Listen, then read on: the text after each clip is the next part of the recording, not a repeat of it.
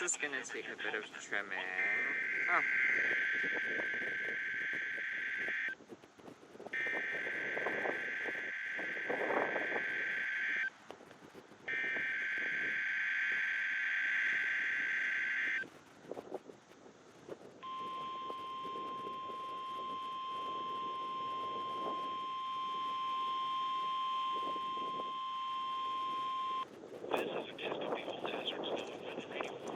Actually, point over more over there.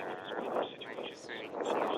I am. will be automatically activated to warn of the impending hazards. Tests of these radios and the warning alarm system will be conducted by the National Weather Service every Wednesday between 11 a.m. and noon. If there is a threat of severe weather, the test will be postponed to the next available good weather day. Reception of this broadcast and the warning alarm will vary at any given location. This variability, though only more noticeable at greater distances from the transmitter, will occur even though you are using a good quality receiver in perfect working order. To provide the most consistent warnings